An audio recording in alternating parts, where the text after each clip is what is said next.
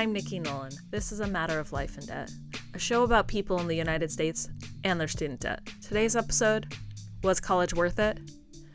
I talked with Chef Ronnie Miranda. We had an interesting discussion about college, debt, and if it's better to just learn on the job rather than going to school. This is his story. Welcome to the podcast. Welcome, yeah. All right, talking about the destruction of the American student by two companies.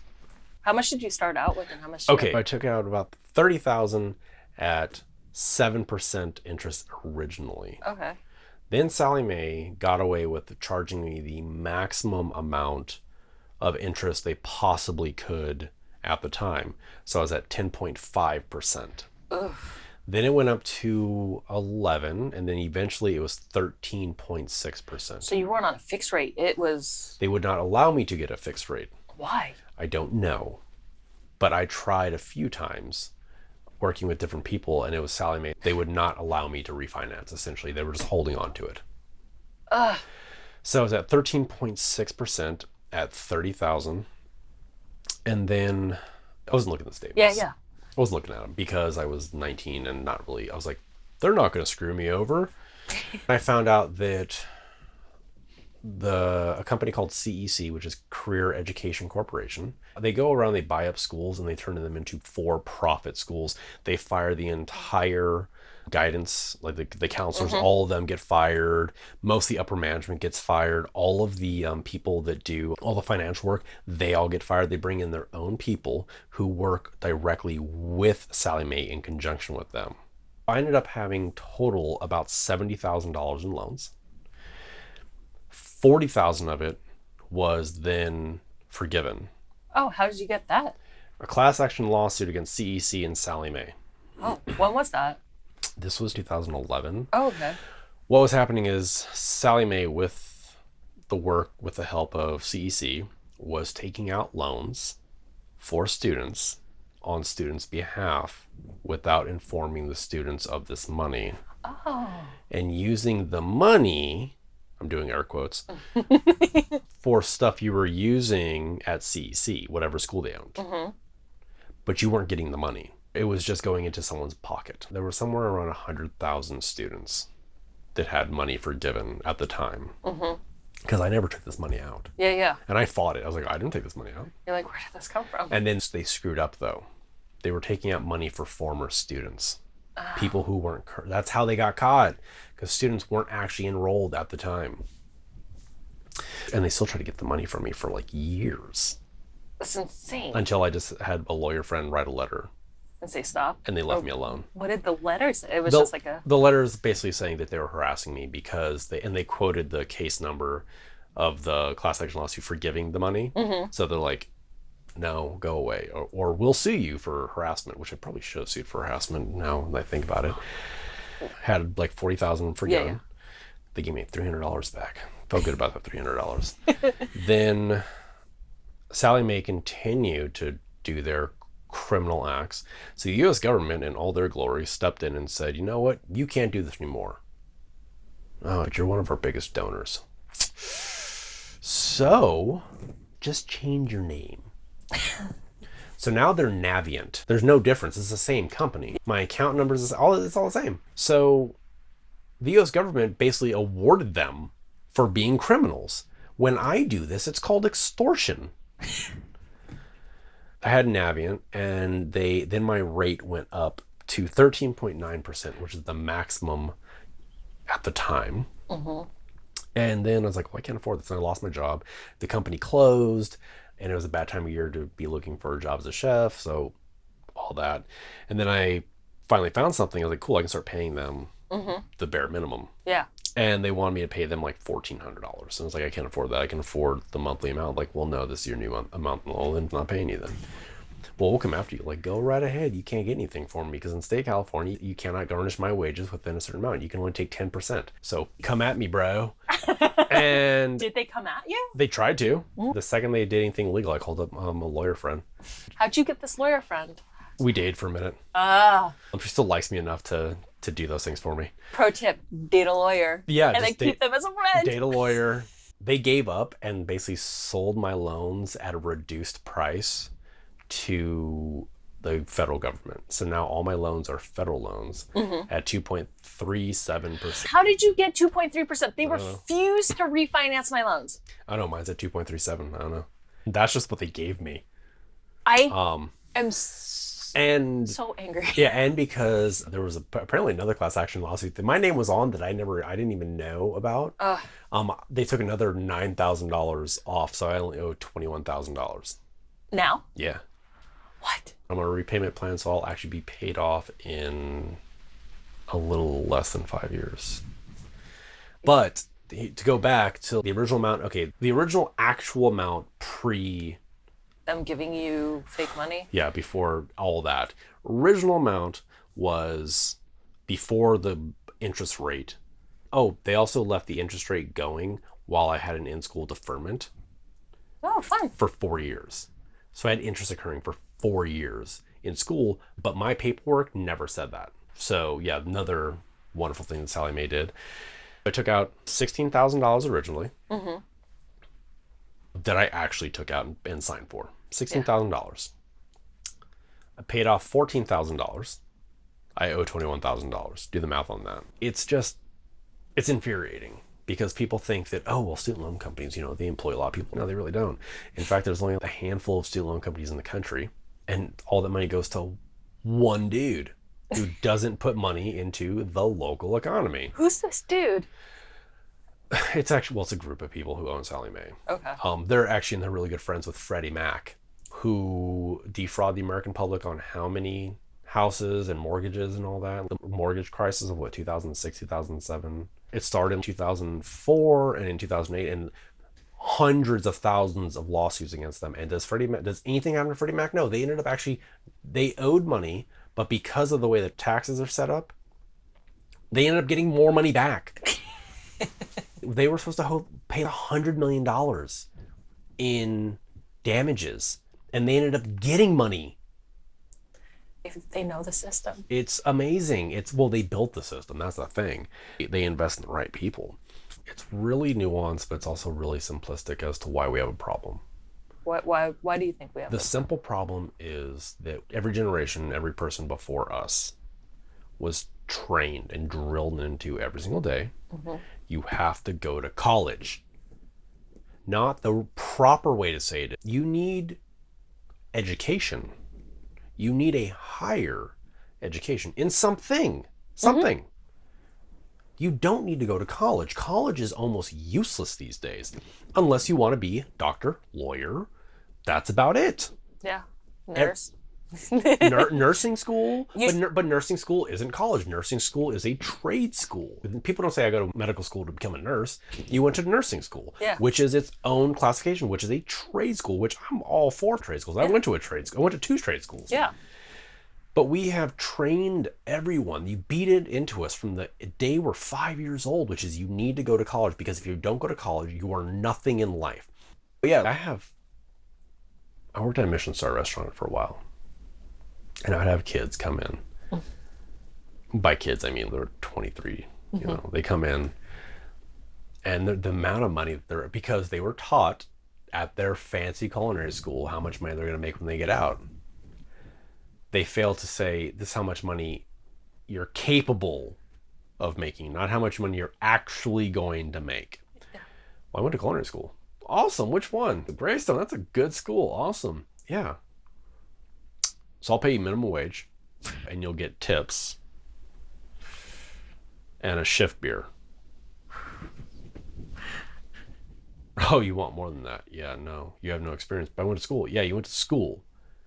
So you have 0 experience, because the ad says specifically 2 years experience in the industry or graduated from culinary school. So you have the equivalent of 2 years knowledge of someone that's been in the industry for 2 years. The only difference is the person who's been in this industry for 2 years got paid for their education. You paid for the same knowledge they already got. So you can just go back to school for something else to get more money, or I'm paying minimum wage and you get tips, which completely defeats the idea of you must go to school in order to do this. They always talk about Thomas Keller. He went to a really good school.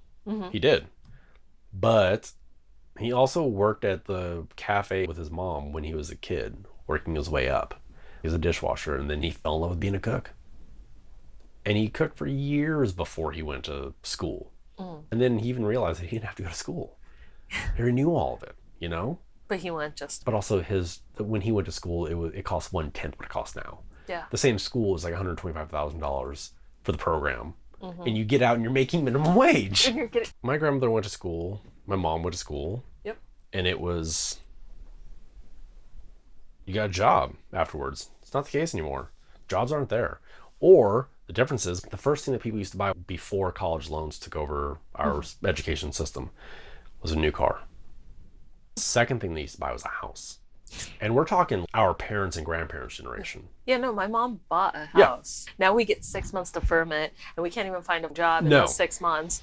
And the job you get, like my first job out of grad school, in which I just Yeah. paid $121,000, was $37,000 a year. Yeah. My mom was making $45 a year in 80. Oh, that's a lot. It's a lot from going to trade school. And she paid her student loans off. She took out like a loan. Shit was paid off like her second paycheck. Bought a brand new car. My grandmother, she was a CPA for 30 years. But she also went to, like all good women who were born in the 30s, she went to beauty college. Yeah. So she had a job for that. And then she went and she became a CPA. She ran 2 offices and very ahead of her time, ran 2 offices and was making plenty of money. She bought a brand new Cadillac, right when she got her CPA, like the official, like not license, but all of her credentials and all that. She's like, boom, Cadillac. It's like, you bought a luxury car in the 70s right out of college. One of my bosses, he went to Cal Berkeley. Oh, okay. He went to Cal years and years ago. You know how much he paid for 4 years? $4,000. He paid $5,000 and he lived in dorms. And you spent $5,000 on dorms. Like, that's how much I spent. He paid $5,000 total for school, not counting books, whatnot, just for tuition and place to live while on campus. He finished up in 3 years. Okay. But still, he paid $5,000. I don't even think you can get a year now. Like a semester costs that much. I don't have any credit cards. So you can't get them. Why can't you get credit cards? Because your Income to debt ratio is too high. Not so much anymore because I basically defaulted on my loans and then they sold my loans to the federal government. And the federal government can't charge me more than a certain amount. Yeah. Which is awesome. Yeah. But it's destroyed my credit score. My income to debt ratio was astronomical for a long time. And then just everything. Like, I tried to get a car years ago. I had to put down 25% Oh my god. to get a car. I've never owned a car, so I don't know what that means. Normally you put down, I actually don't even know. Put sometimes you don't have a down payment. Really? Sometimes you just, if your credit's good enough, you just start paying monthly payments. Or you put a couple $100, like 5% down. High is like 10%, which this time around, because my credit's gotten better, I had to put 10% down on my car, which wasn't too bad. Still came out to be $3,000, but better than $7,000. But before, when my credit was really bad with student loans, they wanted like $8,500 down. I was like, I could just go buy 2 used cars for that much money. So I guess not. So then I just couldn't get it. I just couldn't have a car. So, where were we? We were in a dark hole somewhere, and I want to get back into that deep dark hole of the con. The con that is student loans. It's what starts off, we train people to believe they need to have college. Yes. Then they get out and the jobs don't exist anymore. By the time you finish with school, the job you had has already been replaced. It's gone. I have a friend, she went to school, and because of student loans and all that, she couldn't get a job in her career. So she went back to school to become a lawyer just so she could pay off the money that she borrowed from a different degree. For every soul-crushing case she does, she does 2 pro bono cases. Just to not like have her soul die? Yes, because she works for a very large corporation that fucks over small businesses all the time. It's so hard. Do you have a similar... Not now. Not now, but... At some point, yes. What? There was some soul-killing experiences. There was, oh, I'm doing this. Okay, that's great. That's awesome. Yeah, what do you do for a living? Don't worry about it. Yeah. I've had some interesting jobs. Yes. To keep myself from going into like insane amounts of debt. Yeah. Just so I could not, hate myself.